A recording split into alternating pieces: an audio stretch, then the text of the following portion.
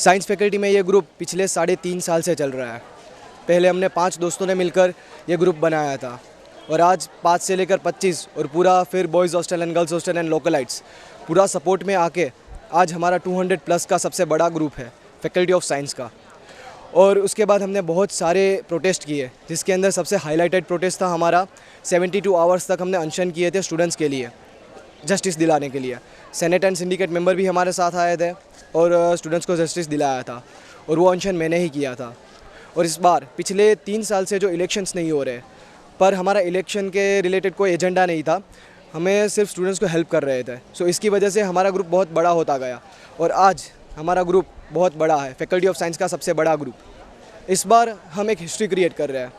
महाराजा Sayajirao university student union पिछले शायद से 50 साल से चल रहा है और हमारी फैकल्टी ऑफ साइंस के अंदर आज तक कोई गर्ल कैंडिडेट या लेडी कैंडिडेट कंटेस्ट नहीं किया है FGS की पोस्ट के लिए। सो इस बार हम संध्या रावत एज FGS कंटेस्ट करा रहे हैं, जो फैकल्टी के अंदर एक हिस्ट्री है। संध्या रावत के 5 एजेंडाज हैं जो मैं आपको बताना चाहूँगा। संध्या रावत का सबसे पहला एजेंडा है मार्कशीट। यहाँ पे हमने प्रोटेस्ट करके स्टूडेंट्स के जो रिजल्ट्स है वो तो टाइम पर लेकर आ रहे हैं, लेकिन अभी मार्कशीट नहीं आ रही है। तो सबसे पहला एजेंडा होगा हमारा मार्कशीट का। उसके बाद हमारा दूसरा एजेंडा है CCC यानी कि करियर काउंसलिंग सेल। ये करियर काउंसलिंग सेल स्टूडेंट्स को गाइड करेगा कि FY के स्टूडेंट्स को, SY के स्टूडेंट्स को, TY के स्टूडेंट्स को BSc के बाद क्या करना है, जॉब करनी है, कोई फोकस है, कोई इनफोकस है।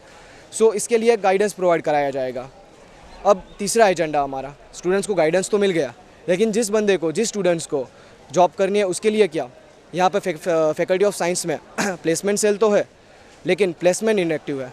आज से 3-4 साल पहले जब हम यहाँ पे स्टूडेंट्स नहीं थे, तब यहाँ पर बहुत बड़ी बड़ी कंपनियाँ आती थी। IOCL, BPCL, HPCL, ONGC, इतनी बहुत सारी कंपनियाँ आती थी, लेकिन आज वो नहीं आ रही है। सो हमारा तीसरा एजेंडा है कि हम प्लेसमेंट लाए। दूसरी बात चौथा एजेंडा ऐसा है कि हमारी फैकल्टी ऑफ साइंस के हर डिपार्टमेंट में लाइब्रेरी होती है, लेकिन कुछ 4 से 5 डिपार्टमेंट में लाइब्रेरीज अवेलेबल नहीं है।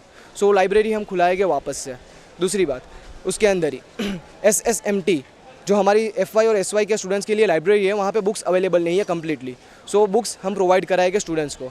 और HM library, Hansa Mehta library, जिसके अंदर TY एंड मास्टर्स के स्टूडेंट्स जाते हैं, उसके लिए भी बुक्स प्रॉपरली प्रोवाइडेड नहीं है। सो ये हमारा चौथा एजेंडा ये होगा कि बुक्स प्रोवाइड कराए और लाइब्रेरी कम्प्लीटली खुलाए। हमारा 5वां एजेंडा है इवेंट्स के रिलेटेड और हिडन टैलेंट के रिलेटेड। हिडन टैलेंट, सभी के अंदर हिडन टैलेंट होता है। सभी स्टूडेंट ऐसे है कि कोई ना कोई टैलेंट उसके अंदर होता है। फैकल्टी ऑफ टेक्नोलॉजी के अंदर प्रेरणा एंड परामर्श ऐसे इवेंट्स हो रहे हैं और हिडन टैलेंट स्टूडेंट्स के बाहर आते हैं, लेकिन हमारी फैकल्टी ऑफ साइंस में ऐसा कोई इवेंट नहीं होता है। सो इसीलिए हम ऐसे इवेंट्स कराएंगे कि जिससे स्टूडेंट का हिडन टैलेंट बाहर आए। कोई डांसिंग में अच्छा है, कोई कल्चरल एक्टिविटी में अच्छा है, कोई सिंगिंग में अच्छा है, तो कोई अच्छा स्पीकर बन सकता है। और आज हमारा इंडिया जिन्होंने मौका दिया रियो ओलंपिक में जाने के लिए गर्ल्स को, तो वो गर्ल्स हमारे लिए मेडल्स लेकर आई है। सो ऐसे ही हमारी फैकल्टी ऑफ साइंस में भी स्टूडेंट्स को मौका मिले जो अपना हिडन टैलेंट बाहर निकाल सके। सो इस बार हम पहली बार किसी गर्ल कैंडिडेट को FGS की पोस्ट के लिए कंटेस्ट करा रहे हैं। सो मेरी एक अपील है कि आप सपोर्ट करना, क्योंकि हिलेरी क्लिंटन जो US प्रेसिडेंशियल इलेक्शन में इस बार कंटेस्ट करी है, वो भी एक लेडी है। इंदिरा गांधी जी, हमारी भारत देश की सबसे ताकतवर PMO, वो भी एक लेडी थी। गुजरात की एक CM भी लेडी थी। हमारे बड़ौदा की MP रंजनबेन भट्ट भी एक लेडी है। सो हमारी फैकल्टी ऑफ साइंस की FGS एक लेडी क्यों नहीं।